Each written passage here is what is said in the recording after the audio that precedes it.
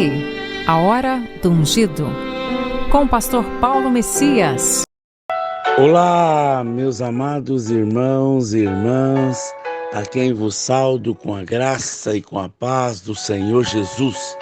Eu sou o pastor Paulo Messias, da Igreja Videira de Canaã, Goiânia, Goiás, Brasil, para o mundo, chamado por Deus para curar os enfermos, libertar os cativos e pregar o Evangelho da graça. E hoje, antes de orar por você, antes de orar pelo seu casamento, eu queria compartilhar uma palavra de Deus com você. Casamentos sem segredos, livrando da escravidão do segredo. Preste atenção, filho. Nem todo segredo está relacionado com o pecado, mas certamente a maioria deles. Assim, não basta confessar o nosso pecado a um irmão para sermos curados.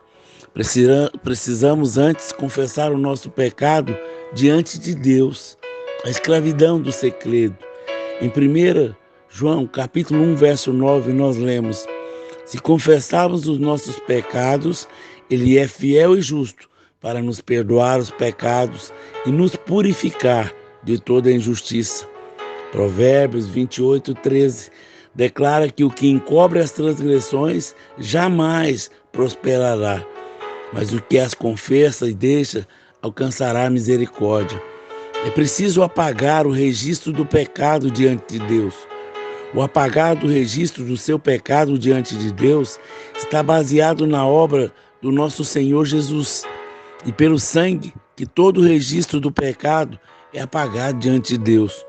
Contudo, para esse fato se tornar uma experiência, é necessária a apropriação ou aplicação. Essa apropriação acontece em dois momentos: pelos pecados que você cometeu antes de se converter e pelos pecados que você comete depois de convertido. Os seus pecados que foram cometidos antes de você ter sido salvos foram perdoados pela fé. E é isso que nós lemos em Atos 10, 43. Por meio do seu nome, todo aquele que nele crê recebe remissão de pecados. Mas, depois que você converte, fica um pouco diferente. Já não basta crer, é necessário também confessar. Se confessar os nossos pecados, Ele é fiel e justo para nos perdoar os pecados e nos purificar de toda injustiça. 1 João 1,9. Como você deve lidar com o ato do pecado? Se você ofendeu a Deus, trate com Ele diante de Deus e peça o seu perdão. Se você pecar contra Deus, você pecou contra o homem. Você deve lidar com Ele diante do homem, pedindo perdão do homem. Eu gostaria de te dar 4 regras que você deve lidar com o pecado. Lidar com o pecado com aquele a quem você ofendeu. Lide com o pecado de acordo com as circunstâncias em que você pecou. Quando você lidar com o pecado, trate apenas da parte pela qual você é responsável. Se o seu pecado que você cometeu envolve prejuízo de outras pessoas, você deve reembolsá-la. O problema do segredo: poucas coisas na vida são tão destrutivas e escravizantes quanto carregar um segredo. No princípio, o homem e a mulher podiam estar juntos completamente nus. Isso significa que não tinham nada para ocultar um do outro. Ora, o homem e a sua mulher estavam nus e não se envergonhavam. Lá em Gênesis 2, 25. Por que guardamos segredos? Porque temos medo da rejeição, temos medo de percas, as consequências do segredo. Segredos produzem isolamento. Isso acontece por 2 motivos. Primeiro, porque nos sentimos em débito com as pessoas. Em segundo lugar, porque tememos tanto ser descoberto que fugimos de situações ou de pessoas que nos ameacem. Segredos tiram a coragem diante da vida. Os segredos nos fazem retroceder em vez de avançarmos. Olhamos o mundo como uma grande ameaça e não como um lugar para se explorar e desfrutar. Fugimos de situações diferentes experiências novas, e a vida se torna em busca de proteção e ocultamento constante. Segredo nos fazem buscar constantemente reparação. Quando sentimos que o nosso segredo é alguma coisa, de alguma maneira, um tipo de traição naturalmente, procuramos fazer reparação ou compensação. Segredo nos deixa em dívida com o outro.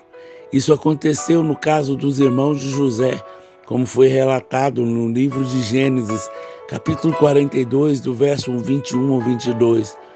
Por muitos anos guardaram o segredo, mas o segredo o perseguia e escravizava. A liberdade da vida na luz. Somente podemos ter comunhão se andamos na luz.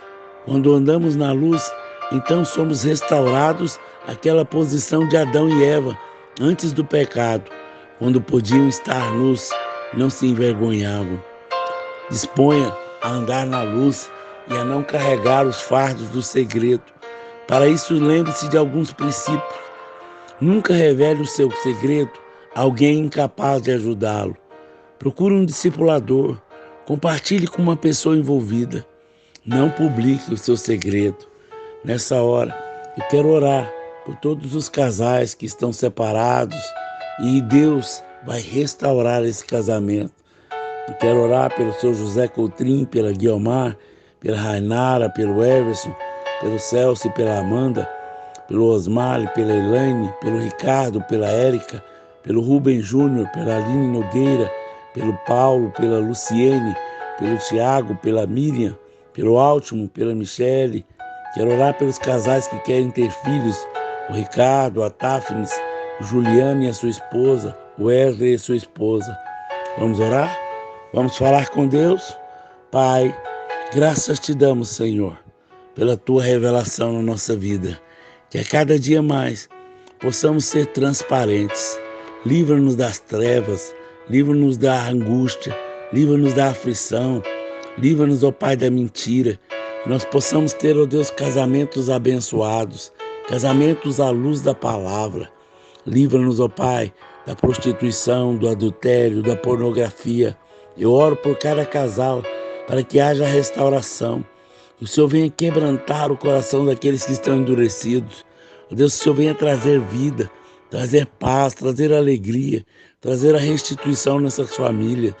Livra eles da derrota, do fracasso, da falência. Livra eles da miséria, ó Pai. Eu oro por cada casal que está me ouvindo, para que o seu casamento seja abençoado, para que eles sejam revestidos do teu poder, revestidos da tua unção. Pai, no nome de Jesus, restaura cada uma dessas famílias, que haja perdão no seu coração, que o Espírito Santo de Deus remova toda mágoa, todo ressentimento, para que essas famílias sejam restauradas. Ó Deus, eu creio na tua palavra, que Deus uniu, não separe o homem, em nome de Jesus. Amém, amém e amém. Se essa palavra foi edificante na sua vida, por favor, nos ajude a divulgar no seu canal, para que mais e mais pessoas tenham um casamento abençoado, em nome de Jesus.